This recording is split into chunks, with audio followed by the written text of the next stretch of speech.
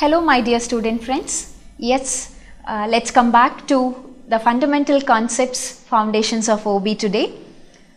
Let's discuss about the foundations of OB. The foundations of OB is classified into two major types, nature of people and nature of organization. So these are the two contributing factors in terms of foundations of OB. And when we take a nature of people, you will be knowing the human beings and the nature. So there is lot of questions that need to be answered about the nature of people. Why do people behave the way they do? What causes people to react differently to the same situations, right? So that can be a part of nature of people, and I am going to answer your question. Taking a part of nature of people, the first and foremost element that can be contributed is individual differences. So we say it, the law of individual differences that has been recognized.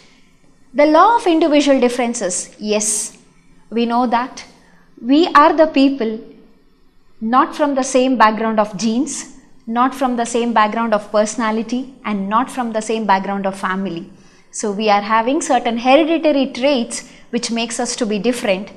And there are few environmental factors which is contributing for the development of a person. Taking the law of individual differences, what is that differences that a human being possesses? Difference in terms of intelligence, difference in terms of physique, difference in terms of personality, traits or personality qualities. So we know that we are not born with the same IQ level. So we are different from one individual to another, and the physical personality of an individual, one is tall, one is short, one is plump, one is very much prettier, one is fair, one is dark, one is with curly hairs, one is with straight hairs. So this is what we say, that the physical differences what we have, and the personality trait. So this is one of the major contributing factor as a part of OB. So we are completely different. What are those personality factor? So we are having a rigid boss as a part of personality factor. We are having a very flexible boss as a part of a personality factor. We are having a committed employee as a part of a personality factor. And we are having an employee who is wasting his time most of the time in chit-chats. So all this can be a personality factor or a quality trait what a person possesses, and we should understand the law of individual differences, that we are not born with same skills, same talents and same intellectual level. And the second foremost point is perception. So the way you perceive, giving response to the stimulus is part of a perception what a person possesses. People look at the world differently and see things in a different manner, and as a person, before studying and after studying OB, we do understand what are the perceptions of the people and why do people behave and why do people perceive in a different way. The third part is a whole person. So as if we all know that we do recruit a person, not only his professional life, we take him completely, the whole person. And any person in this world, if he is into profession, he is having two lives, the personal life as well as professional life, and we cannot neglect one for the another.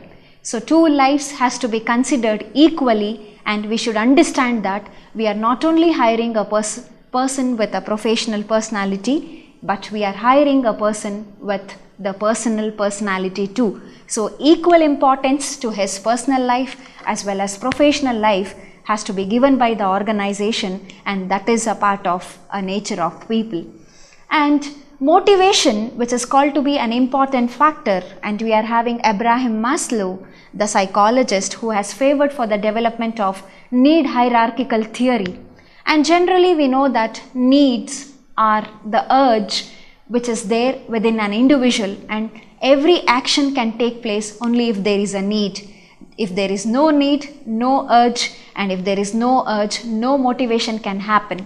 So generally, motivated behavior or motivational strategies are important factor as a part of a nature of people to motivate the employee inside the organization.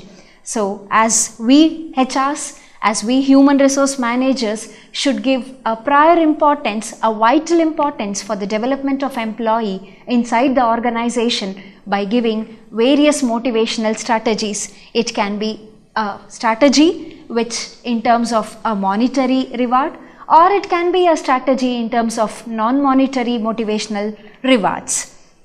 And well, desire for involvement. When we belong to any organization, most of the employees consider the organization as a part of the second family, or it sometimes for few people the organization itself will be the major part of the family.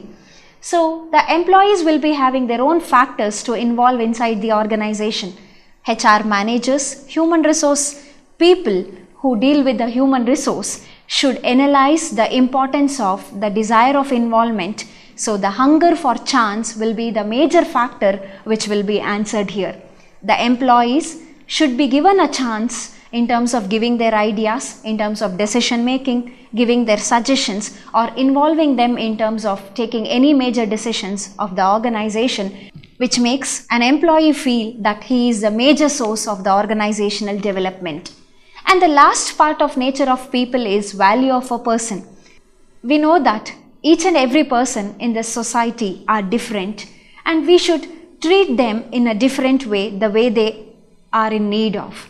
And each and everybody are having their own values, their own ethics, and we should respect them, and in turn we will be respected. That is one of the major quality what we can say, that all individuals are born with dignity and worth, and we should respect them. And this is a major philosophy what can be studied in terms of OB as part of the nature of people. Well, students, let's take the second part, the nature of organization.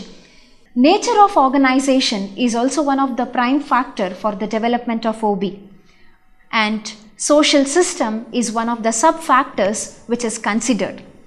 When we take the social system, we can take the adage, the proverb which is given by the Aristotle, the father of political science. Man is a social animal, and man can become man among men. Well, considering this factor, man is a social animal. So, social animal refers to we the people have the nature of belonging to the group. So, gregarious in nature we call about. Gregarious in nature is nothing but living in groups. So, we cannot survive alone, but instead we see to it that somewhere we fit in as a part of a group factor. So what are the social factors? Social factors are the factors which can be considered as certain social laws in which we are surviving inside the organization, and there are certain psychological laws which we are having as a part of ethics to survive with the people. So combining the psychological laws with the social laws is a part of a social system that exists inside the organization. So following certain factors like ethics, following the code of manners that has to be adopted inside the organization, behaving with the people with a good interpersonal relationship can be a part of social system. Well, when we are into an organization, we know that when I enter an organization, I'll be an individual, an employee, but I always work in groups. I become a member of a team, and when I become a member of a team, it is a mutual interest what goes in reaching the objectives. So we can reach the superordinate goals. Superordinate goal refers to any goals that can not be reached by one individual but can be reached within the member of a groups for any reward. So reaching the superordinate goals can happen only with the mutual interest, and the mutual interest goes with I and we. So I referring to the individual and we referring to the team. I belonging as a member of a team. And the third part is ethics. So we know that any individual, for a successful survival, ethical responsibility is very much important, and the code of ethics inside the organization is a prime factor which makes an employee to have a higher spirit, a higher morale inside the organization, leading to the higher productivity. Organization must treat its employees equally or ethically. So taking the proverb, all employees are equal before the rule of the organization is one of the important factors what can be covered in terms of ethics. So manager being ethical towards the employees and employees being ethical towards the management rules can be a part of nature of organization. Thus, it can be concluded that both the nature of people and nature of organization plays a vital role in the development part of OB in the field of study, which in turn makes employees to deal the situation in a fair and well manner and to reach the target successfully. Thank you.